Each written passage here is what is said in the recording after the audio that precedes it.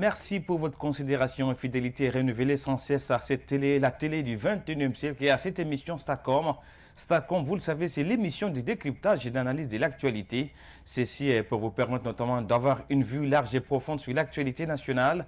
Aujourd'hui, nous revenons sur ce débat autour de la falsification de la Constitution en Guinée. Il faut rappeler, très critiqué par l'opposition guinéenne qui a multiplié les manifestations. La nouvelle Constitution de Guinée a été finalement adoptée le 22 mars dernier. Et la question désormais que l'on se pose, c'est le texte qui a été soumis au référendum n'a pas été celui qui a été promulgué le mois d'avril dernier. Et nous, on repose le débat dans cette émission avec notamment M. Abdoul Gadiri Diallo. Il est le président de l'Organisation guinéenne des droits de l'homme. M. Diallo, merci d'être avec nous dans cette émission Starcom sur la télé du 21e siècle. Bienvenue.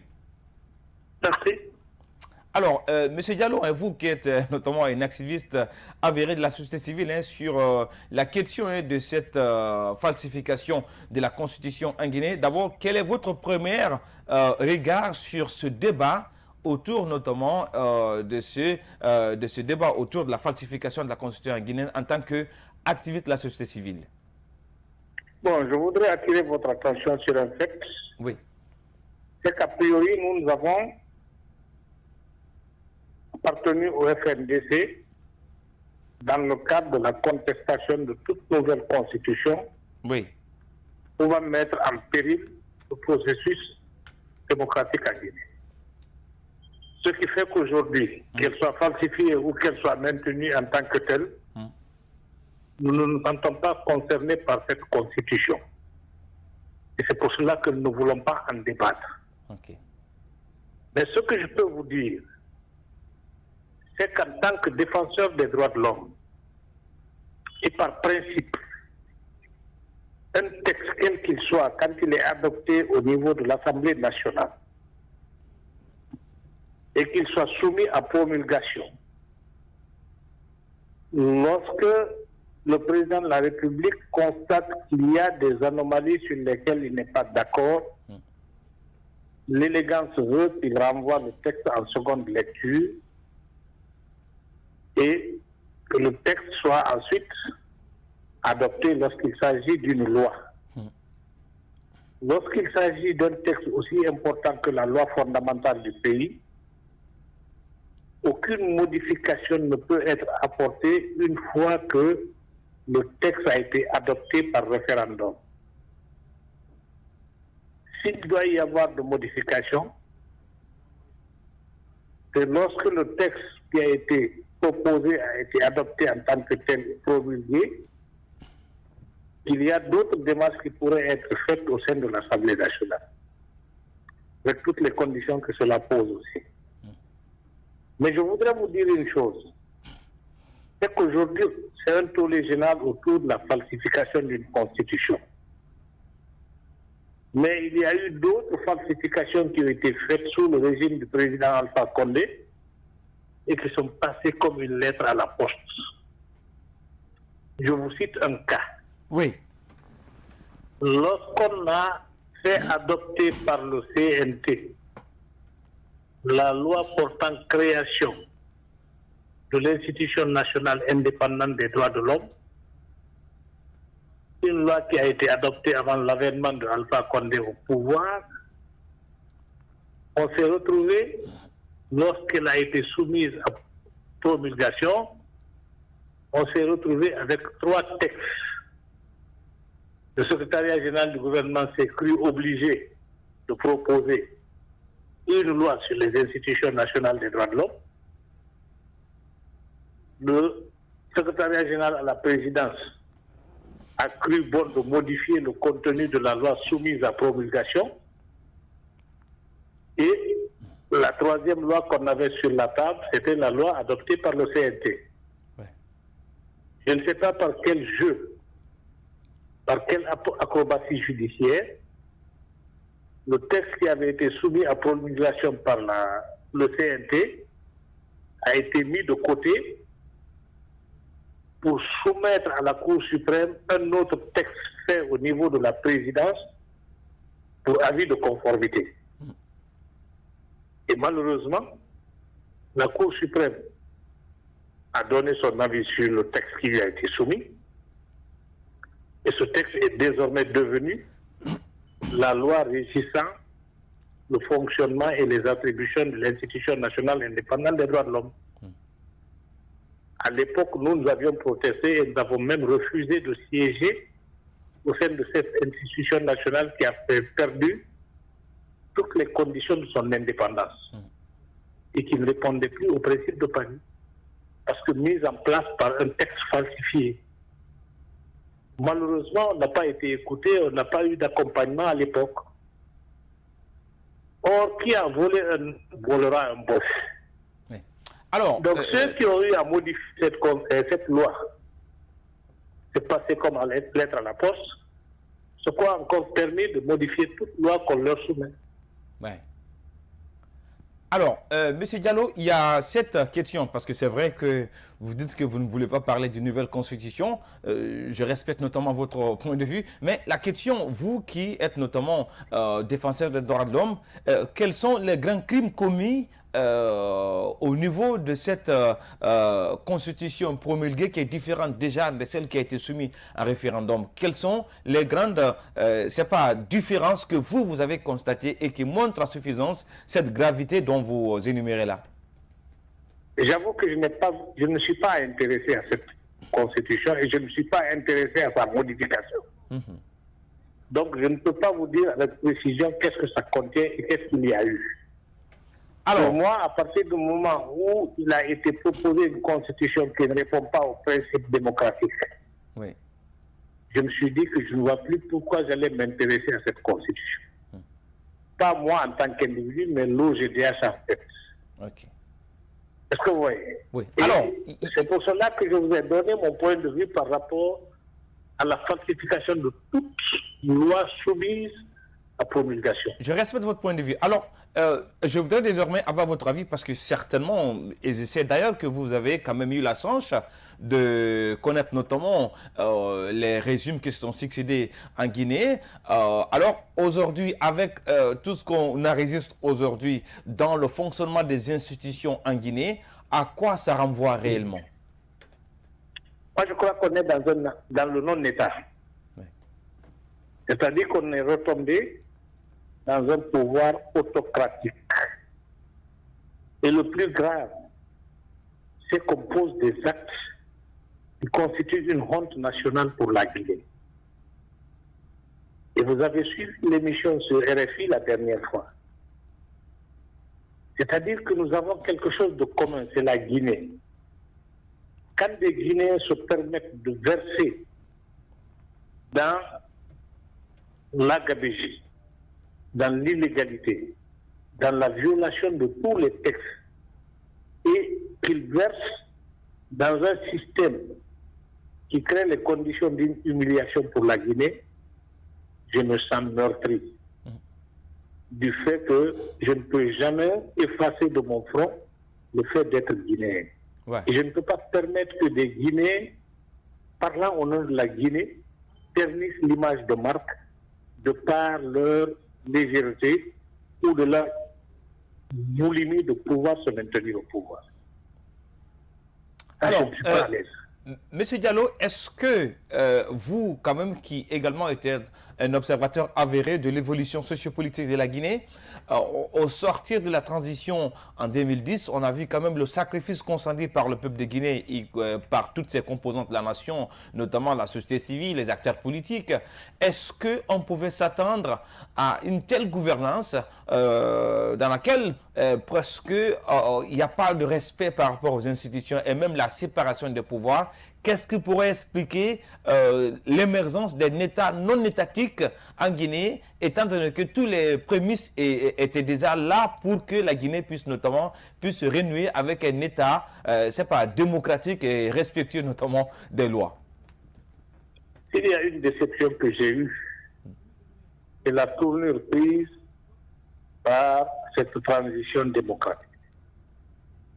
Aujourd'hui, s'il était à refaire, j'aurais été amené à me poser la question de savoir si tous les acteurs guinéens actuels sont en mesure de se mettre dans la tête que la bonne réputation et la bonne marche de la Guinée est un impératif qui est partagé par tout le monde. Je suis véritablement déçu et désarçonné par les actes que je suis en train de voir posés par l'actuel gouvernement. Et c'est très regrettable. À un moment donné, on avait tous espéré que l'actuel président de la République, qui n'avait pas été mêlé de près ou de loin à la gestion des affaires de l'État, aurait pu faire preuve de beaucoup de lucidité pour conduire le pays vers un changement. Et ce changement passait par quoi? Par l'unité de tous les Guinéens, la création des conditions d'une unité nationale vraie, non fondée sur des considérations politiques ou ethniques. Malheureusement, le cheval de bataille qu'on nous a servi, c'est un cheval de bataille qui porte sur la politique de diviser pour régner. Ouais. Et depuis lors, on est dans ce imbroglio. On ne s'en sort pas. Alors, oui. C'était en direct dans cette émission, M. Abdoul Gadiri Diallo, président de l'Organisation guinéenne des droits de l'homme. Alors, M. Diallo, vous allez rester avec nous dans cette émission en ligne. Ici, nous allons revenir sur ce plateau pour partir avec cette réaction. Vous avez bien fait de mentionner le nom de cette émission qui a été réalisée en Guinée, consacrée à ce débat autour de la falsification de la Constitution, le débat africain de nos confrères de la RFI. Il y a eu cette intervention, pas des moindres, notamment l'intervention de l'ancien ministre de la Justice qui, après les hommes en robe, ça a été notamment le tour de Maître Seck Sako de donner sa position, notamment sur le débat autour de la falsification de la Constitution. D'ailleurs, l'ancien ministre de la Justice fustige l'attitude des autorités guinéennes. On suit l'élément et on revient après. Moi, sur l'arrêt de la Cour constitutionnelle, c'est vrai que cet arrêt est assez curieux et ça se passe aux commentaires. J'aurais souhaité au moins que la Cour puisse soulever des erreurs matérielles, puisque l'évidence est là quand on a les deux textes. Il n'y a pas besoin de faire de la magie. Non. Et en tirer les conséquences. Dont acte. Quelle solution? La solution en Guinée, il faut qu'on aille vers un dialogue politique en Guinée. Mais attention, un dialogue politique où tout soit mis sur table, clairement, les conditions des uns et des autres, et les purger. Si la cause est entendue, il faut souhaiter aussi que le bon sens et la sagesse des uns et des autres prévalent sur d'autres considérations. Il faut souhaiter que le président de la République comprenne et ne se présente pas pour un troisième mandat. Je pense que ça, c'est déjà une bonne solution. Vous voyez que je mets le pied dans le plat. Sur cet élément apparemment qui va revenir dans cette émission, alors nous allons répartir sur le terrain avec vous, Monsieur Diallo, vous êtes toujours en ligne.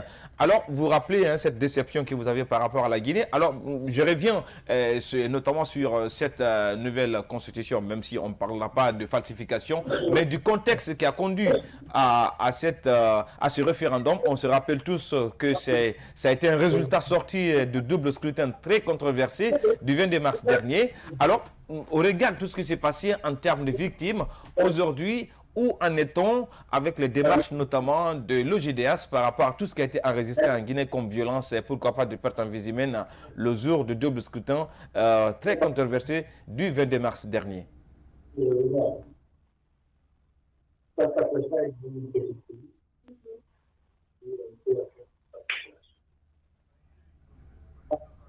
Alors, M. Diallo, vous êtes là?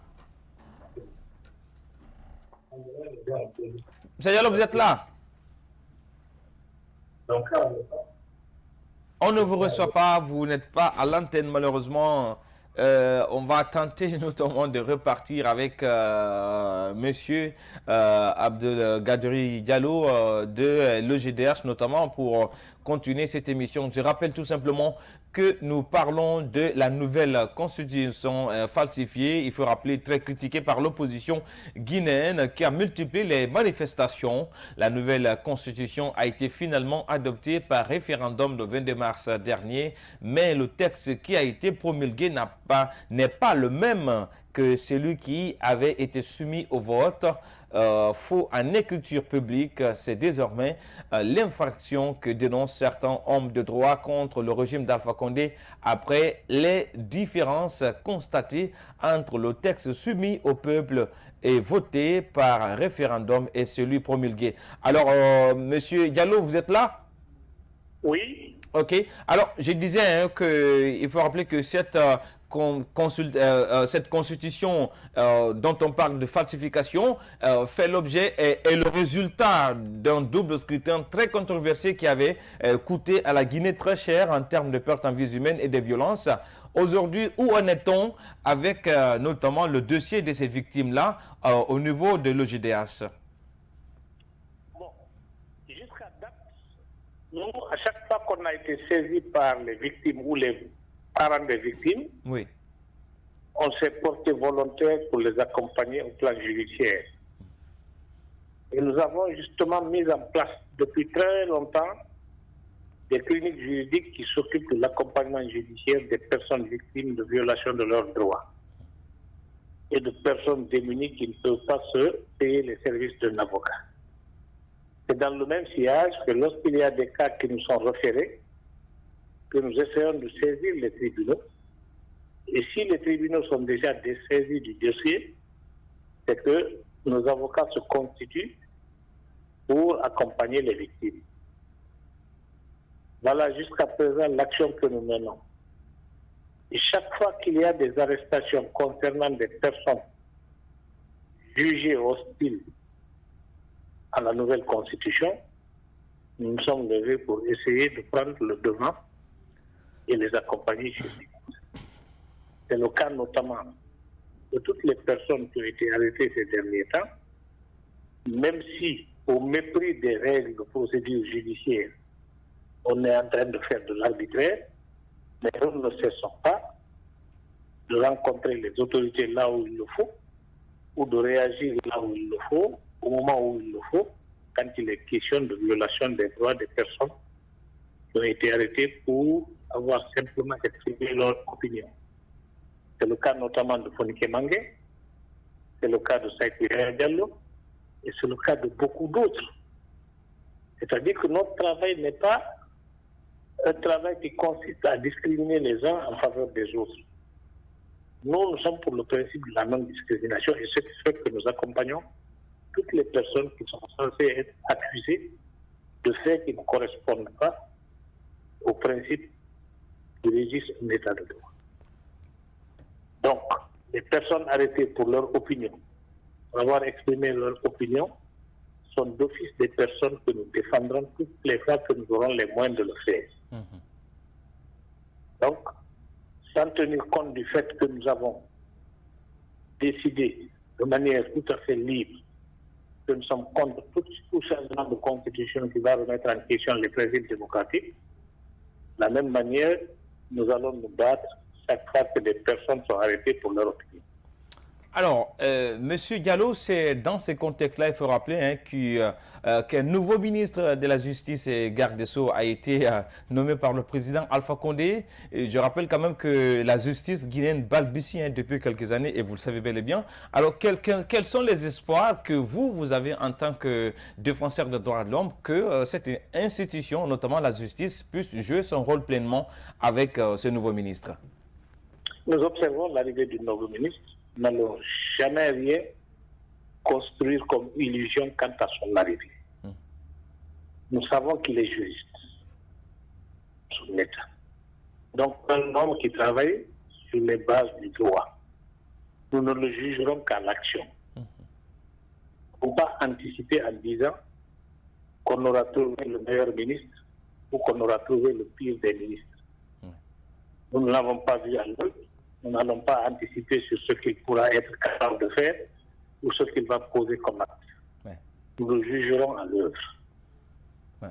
Alors, avant de parler des nouvelles élections présidentielles, des élections présidentielles qui sont prévues notamment au mois d'octobre, moi je voudrais bien avoir votre avis en tant que défenseur des droits de l'homme qui réside en Guinée et qui observe avec beaucoup plus notamment d'acuité l'évolution de la société civile guinéenne. Aujourd'hui, est-ce que vous êtes fier des acteurs de la société civile guinéenne comparativement aux pays comme le Sénégal, le Burkina, où on a vu quand même des plateformes de la société civile qui ont su prendre leur destin en main en sauvant notamment la démocratie de leur pays. Récemment, notamment, c'était le cas de Burkina avec le balai citoyen.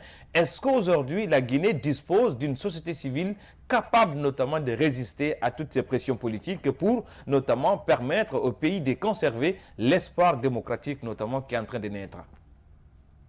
Dans toute action, il ne peut pas y avoir d'unanimité. Vous aurez beau dire et beau faire, il y en a qui vont tirer au flanc. Et aujourd'hui, on a atteint un stade où le Guinéen raisonne sur la base de sa couleur épidermique, de son appartenance ethnique et de son appartenance régionale. Il suffit tout simplement que je donne mon opinion, moi. Ceux qui vont m'écouter vont chercher à savoir d'abord quel est mon patronyme, d'où je viens, avant de prendre le temps d'analyser ce que je dis. Ouais. Nous sommes dans une situation extrêmement malheureuse. Mais ce que je peux dire, c'est que tous ceux qui veulent que la Guinée rayonne et entre dans l'ère des pays civilisés sont ceux qui vont se battre pour ne pas perpétuer un règne fondé sur la discrimination raciale, sur la discrimination ethnique ou fondé sur l'autocratie. Ce combat, il faut le mener. Et on ne le mène pas contre Paul ou Pierre, on le mène tout contre tous ceux qui veulent créer les conditions d'instaurer une dictature en Guinée. Si au sein de la société civile, il y a une catégorie d'acteurs de la société civile qui adhèrent à ce principe-là, il s'agit de faire avec cette catégorie d'organisation de la société civile. Il ne faut pas s'attendre à ce que certaines personnes puissent adhérer à cet idéal parce qu'ils n'ont pas intérêt à ce que cet idéal triomphe. Du fait que c'est la politique du ventre qui prévaut dans notre pays aujourd'hui. Ouais. Alors, aujourd'hui... Il suffit simplement de graisser les pattes de certains pour qu'ils se croient obligés d'emboucher la trompette de l'apologie. Alors, cette question... Oui, allez-y. Si la société civile n'est pas unanime autour d'un idéal, ce n'est pas un handicap. Il suffit tout simplement que ceux qui défendent les mêmes principes, qui sont les principes républicains, fassent preuve de détermination et de persévérance. Alors, il y a cette question notamment qui me vient à l'esprit, Monsieur Abdulgadiri Diallo. Aujourd'hui, nous sommes dans un pays où la constitution qui a été soumise au référendum, même si vous ne voulez pas vous exprimer là-dessus, n'a pas été finalement promulguée. Alors, est-ce que c'est possible aujourd'hui de parler d'un vide juridique en Guinée ou vide constitutionnel?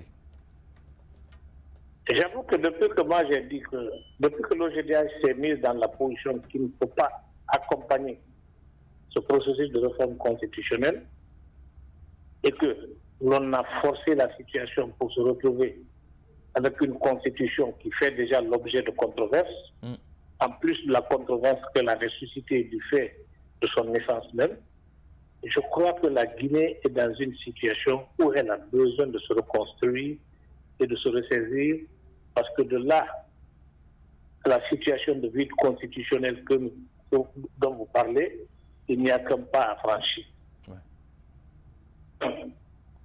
Alors, une bonne frange de la population, je continue. Une bonne frange de la population guinéenne est hostile à la nouvelle constitution qui a été adoptée dans des conditions rocambolesques. 2. Ceux qui avaient peut-être accepté d'aller au référendum pour adopter cette constitution se sentent grugés du fait que cette constitution est supposée avoir été falsifiée. Alors, qu'est-ce que cela veut dire? Ni ceux qui avaient été opposés à la réforme constitutionnelle, ni ceux qui étaient favorables à la réforme constitutionnelle, qui ont adopté une constitution qui a été falsifiée, se trouvent dans une position où ils ne peuvent pas légitimer cette constitution. Ouais. C'est autant dire une très grande majorité de la population est dans une situation où le vide constitutionnel est à quelques mètres de nous.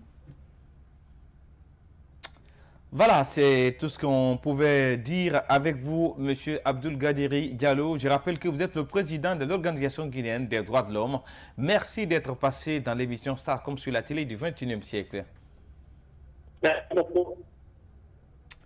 Alors, nous allons revenir sur ce plateau désormais avec vous, mon cher téléspectateur. C'était notamment l'intervention de ce défenseur des droits de l'homme sur ce débat autour de la falsification de la Constitution en Guinée. Nous arrivons à la fin de cette émission. Merci pour votre aimable attention à cette émission et pourquoi pas à cette télé Star 21 TV. Surtout, ne zappez pas car le meilleur reste à venir sur cette télé toujours parce que la grille des programmes reste riche et diversifiée et tout le monde y retrouve son goût. Merci pour votre aimable attention. À bientôt.